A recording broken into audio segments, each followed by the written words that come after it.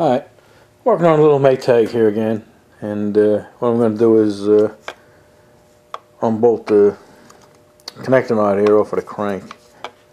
And to do that, we got to take the carburetor off, and the carburetor is only held on by these 4 little screws, and then you can get to the bottom of the connecting rod. So I'm going to throw you guys up on a tripod and you can watch us. Alright, take these screws off here. They feel like they've been off before. They are a little buggered. Shouldn't be that tight. There you go. If I recall, these are brass and they have lead washers on here. Can you guys see that? I'll try and ease up. I'm going to sneak up on you so it doesn't go out of focus. But I think they're lead washers, and that's to help seal that hole. These things, I've never came across a Maytag where the screws are really tight. Okay. See, that one's actually missing the... Where are you guys at? That's actually missing the washer. And actually these are like special screws because they're concave. Interesting.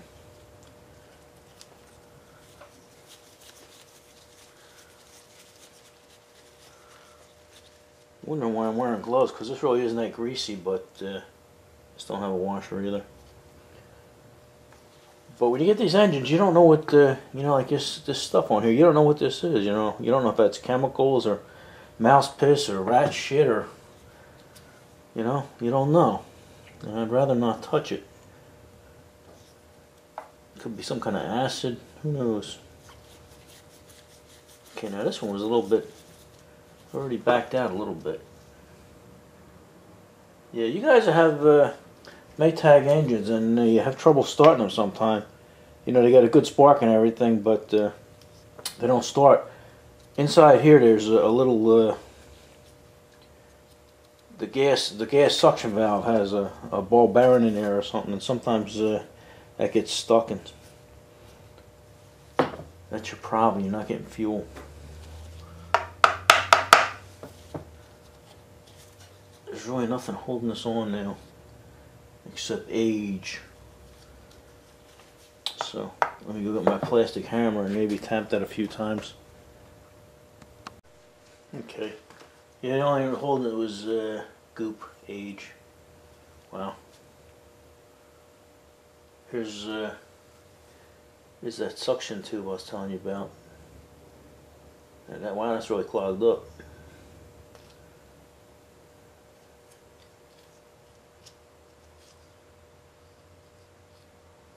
I don't remember what they looked like. It's been such a long time since I worked on that, but I don't think that's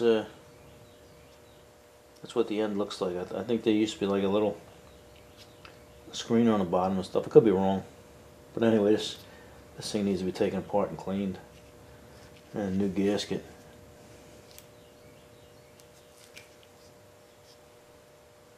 Alrighty. Huh? It actually has gas in there, fuel in there. I didn't think it did. It smells like the old stuff. Don't smell like new. It smells like varnish. Alright. Okay.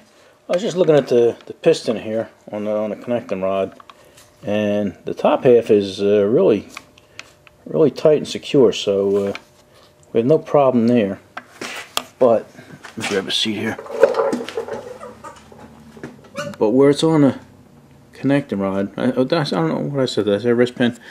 Anyway, where the piston is connected to the wrist pin is nice and tight. But back here on the connecting rod, let me see if I can get you a little light. How's that? It to me it seemed like it was a little loose. You see that? A little. Side by side don't mean nothing because it'll stand. Once it's in the cylinder, it stays straight, and the side plate don't mean nothing. But it feels a little sloppy to me. But that's easy enough to fix. Let's go around back and see what it looks like. Okay, I lowered you guys down so maybe you can see a little better. Maybe, let me see if I can give you a little light. That might help a little bit. But anyway, let's turn this thing. There we go. Here's the bottom of the connecting rod. I don't know if you can see. It is kind of sloppy. That looks bad, but it's actually relatively easy to fix. But anyway, what we're going to do now is these nuts, what holds the connecting rod on, and they got little, I don't know how well you can see them, but little cotter pins. So let me take them cotter pins out, and then we'll back that cap off. Alright, took the cotter pins out, and now I'm going to unloosen these bolts. Sometimes they're finger tight, sometimes they're not. That don't feel finger tight. We'll put that light on. That don't really do much to you. I can actually see the crank through this little hole. That's where the wheel gets in, and it actually looks pretty good. So I'm going to try and stay out of your way here. It's going to be tough to do. Tough to do, but they're tight. They're tight, fellas. There we go. Not that tight. Don't get crazy. Don't get crazy on me. Okay. Actually, they're not all that tight.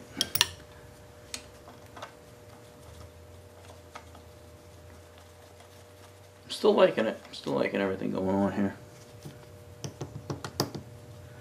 Alright. I want to make a note of which way to... Sometimes these caps you can turn them upside down, sometimes you can't. Sometimes they have notches, sometimes they have, you know, little marks, but I don't know if you can see, but this one sort of has a lot of little marks here in the castings on the bottom, so we'll make note of that.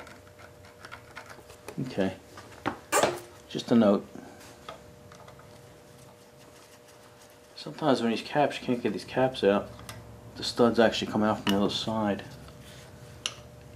But this, here we go, there we go, came right out, over here. I'm over here, I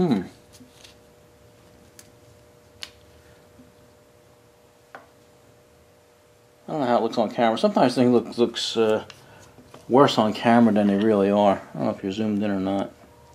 There you go. This does have a, well, you know what?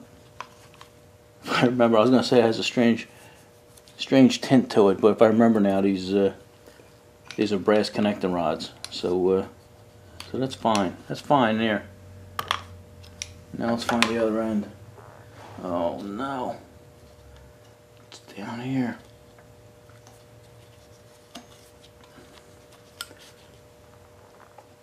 It's actually probably easier to get it out from the other way.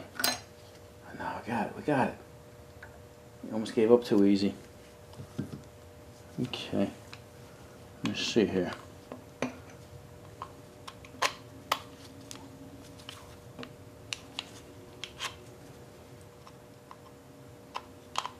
Yeah, this one you could actually put on either way, so good thing I made note of that. Okay, there's the top there. This actually goes on this way. Okay. No worries, mate. Alright. Now maybe turn this over and see if we got a spark. Alright, I'm going to put you guys off to the side for a minute. Alright. What I'm going to do now is check for spark, just for fun. I hooked up, I got a ground wire on there and a plug, and I'm going to throw the flywheel back on. And I didn't clean the points or nothing. I'm going to see if it has a spark, and then if it doesn't, we'll show you how you fix that. Alright, we're all checking this together for the first time, so if you hear a little noise, it's just the gears here on the foot pedal. Nothing to get excited about. So I'm going to kick it now.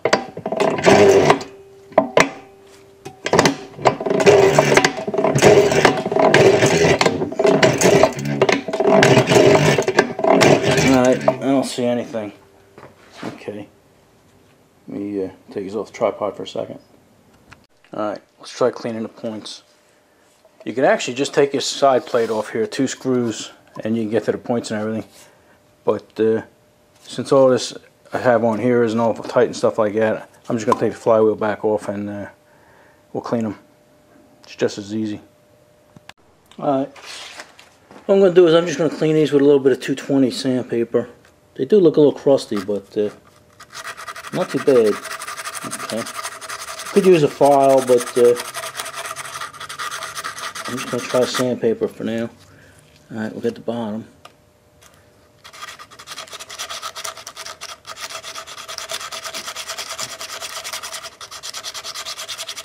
Okay, I got the top. Okay, both look pretty shiny now.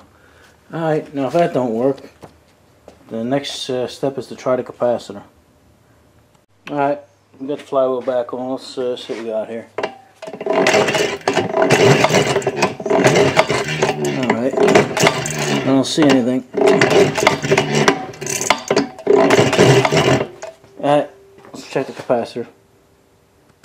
Okay, before I take the flywheel off and check the capacitor, I decided I'm going to change the spark plug and try that, because I've had trouble with these spark plugs before, these auto lights, same number and everything. So I figured, before I do that, let me check that, and also make sure I had a good ground. You know, I was grounding it up here, and it was probably good ground, but I figured I'd try that first, and then also check the gap on the points, and that's okay.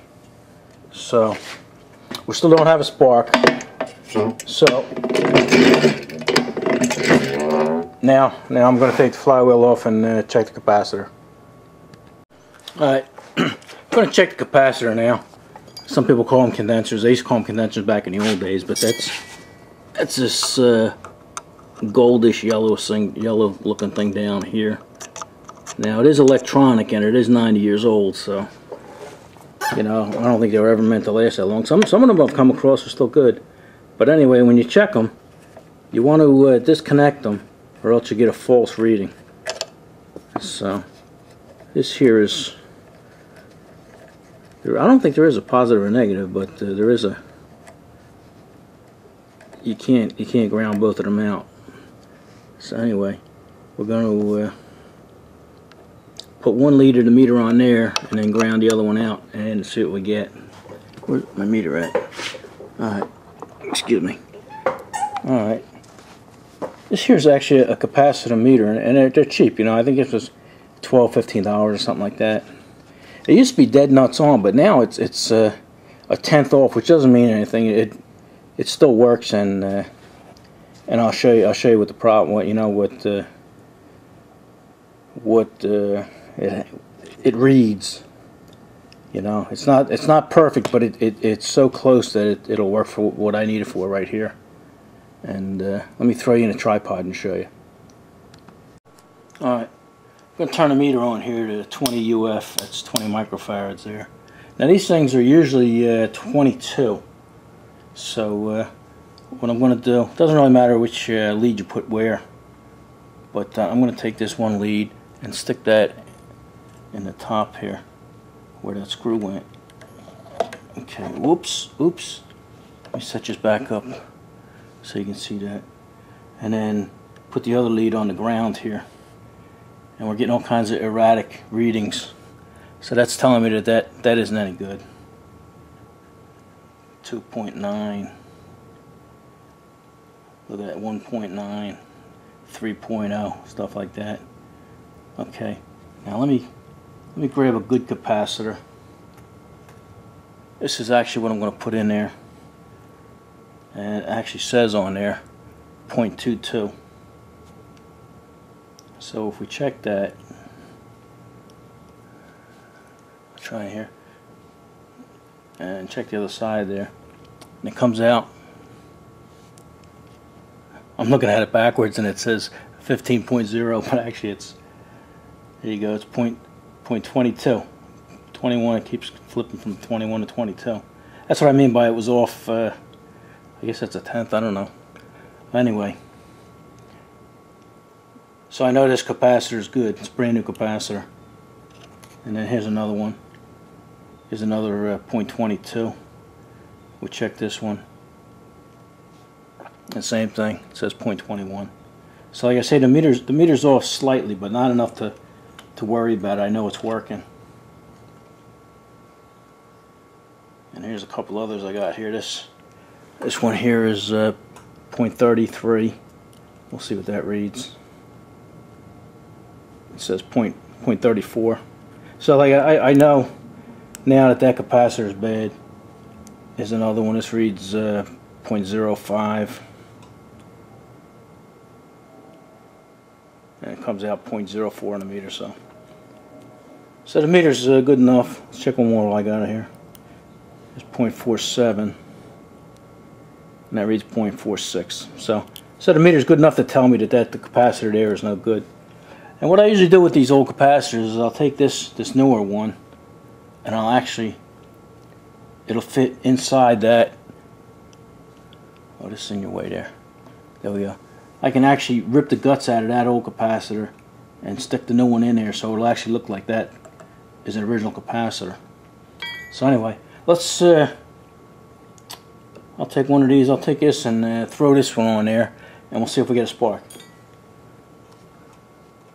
Alright, so I just took a capacitor there and threw it in over here. I grounded one end out and then put the other end over here to connect it to the points. So that's just temporary, and we'll see if we get a spark. Alright, let me turn the lights out. Let's see if we got a spark. Probably could have seen it without it, but you might be able to see it better now. Oh yeah, look at that, wow. Whoop. Don't let that noise bother you, that's just a dry crank or something, or the gear over here. Look at that, you don't even have to hit it that hard. Hit that. Good spark, good spark. Alright.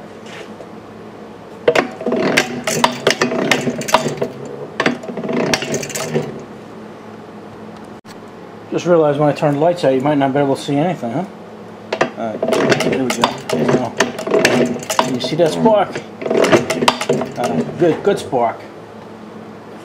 Alright, this video is probably getting a little long by now, so I didn't mean to go off on a tangent with the spark and the capacitors and stuff like that, but that might help a lot of people, because it's not just this engine, it's all small engines. If you don't have a spark, 90% of the time it's either going to be dirty points or a bad capacitor, you know, because they're always so old. And a capacitor only costs you $5 or something. But anyway, I'll leave a link in the description, because a lot of guys are going to ask me about these meters. This meter here, and mine's off by I guess 100th or something, but it still works. And I guess next video we'll just start disassembling it. Alrighty, enough of this.